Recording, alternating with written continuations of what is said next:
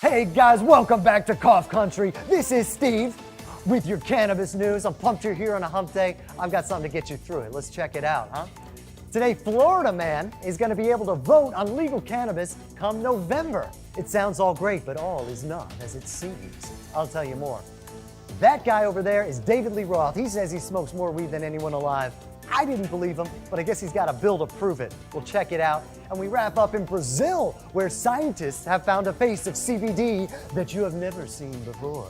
All this and more coming to you right now. Don't go anywhere. Cough Country News happening right now, baby. No sticks, no seeds, just news. From the Cough Country News Desk, it's Steve with your cannabis news.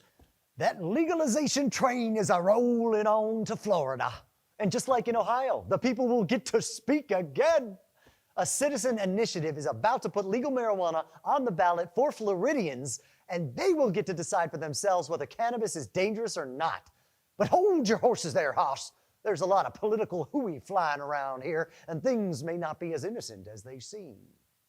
Now, right before DeSantis dropped out of the race for the Republican presidential nomination, he told reporters that the Florida Supreme Court was going to approve the initiative to put legal marijuana on the November ballot, and voters will decide at the same time as the presidential election. It would open up adult use in Florida, and it would make 25 states out of 50 that have legalized, and that's a pretty hard milestone for the federal government to ignore, I think. It's worth noting, though, that this is happening while DeSantis is governor. DeSantis has been anti-cannabis for most of his time in the governor's office, but he's been playing both sides of the fence. When he was running for office, he was rubbing elbows with the up-and-coming cannabis industry, and his campaign was partially bankrolled by cannabis interests.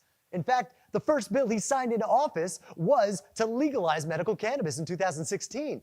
Now he doesn't need their money, and he bashes every cannabis every chance he gets. He even tried to get the initiative with over 1 million signatures thrown out of court, just like he did in 2022. But Republicans have been making money off of medical cannabis since 2016, and they want to see where this goes. So it looks like DeSantis ain't going to get his way. Now, Smart and Safe Florida is the group that organized the campaign and got all the signatures, and they've been pushing for the reform in the state for years. And it looks like they're finally about to break through DeSantis' wall. The measure will allow people 21 up to buy, possess, and use marijuana products. It'll also allow all state-licensed medical dispensaries the ability to be the first and primary ones to grow, manufacture, and sell it. And it's that last little bit that is the tricky part. It's that last little caveat that would keep all of the business in the hands of only 20 companies that have medical licenses in the state. Trulieve is by far the biggest one and stands the most to gain. And here's the kicker. 99% of the money that went to Smart and Safe Florida to get this thing passed came from Trulieve. They were the only donors. So it's not just anti-cannabis people going, hold on a minute. If they get that thing passed, Trulieve will totally have the ability to set up a monopoly kingdom in Florida. And that would be bad business for everyone. What do you think? You think legal cannabis is worth it? Or should they buy this, should they turn this car around? Guys, be sure to stick around. We'll be back in 30 seconds with more news. This is a flower. Some people might try to tell you that it's a Schedule I controlled substance. They might scream drugs, drugs, drugs over and over and over again. They might put drugs in all caps. You might even start to believe that this is a drug, but it's not. This is medicine.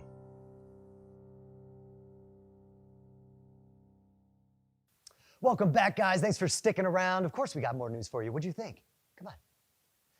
So David Lee Roth, the lead singer, depending on who you ask, of the legendary rock band from the 80s, Van Halen, and the guy who once beat Ozzy Osbourne in a cocaine battle, recently went on a podcast and starts going on about, I'm a huge pothead, I smoke my body weight, yada, yada, yada. Sure you do, guy.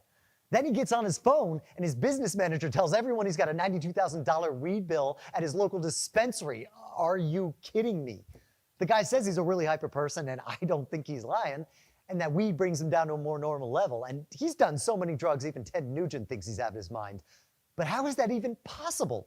$92,000 one dispensary? The dude is like 70. I don't know.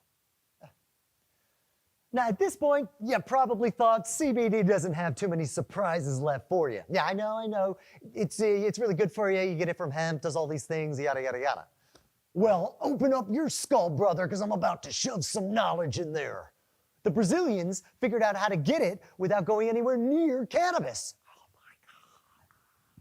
CBD, THC's non-psychoactive cousin, has been around for a minute, and it's prized for its medicinal effects. People use it for a whole slew of things, right? It's an effective treatment for seizures, arthritis, diabetes, ALS, helps treat chronic pain, anxiety, depression, and insomnia, and it's also the star of the only FDA-approved cannabis medication, Epidiolex. Now, much of the medical community's aspirations for therapeutic cannabis centers around this compound, and until now, CBD was only found in cannabis. Now, CBD definitely isn't a drug, but it comes alongside THC in cannabis, and a lot of people in the world live where they have no access to it because it's really illegal. But cannabis might not be the belle of the ball at the CBD dance anymore, ha ha ha. Scientists have recently found that a pretty common weed, pun intended, that grows throughout Brazil, Trema micrantha bloom, is naturally rich in CBD. And that's never happened before. Now, you might find some terpenes that you associate with cannabis and other plants, but terpenes have subtle effects and bigger influence on taste and aroma. But the big boys, THC and CBD, have always been unique to cannabis. But that day has ended, and Brazilian health advocates are dancing in the streets. Cannabis continues to remain illegal, and as in other parts of the world benefit from medicine of CBD, Trema could potentially open a door for Brazil and become a cheaper and more widely available source for people who can't access marijuana's medicinal properties. And that just doesn't go for Brazil. It has huge implications in Asia, where many countries are staunchly anti-cannabis, opening up a whole market that cannabis couldn't get to. So for now, the government has just dropped a bunch of money to figure out if this is actually something real here. And who knows? Maybe it'll upset the apple cart and people will stop looking to cannabis entirely to manage their health. What do you think? Would you ever abandon cannabis for Trema micrantha bloom? Huh? Guys, thanks so much for checking us out this week. Be sure to like, subscribe, and follow. Tell your friends. Nobody should miss this stuff. And check us out next time, where it's always no sticks, no seeds, just news.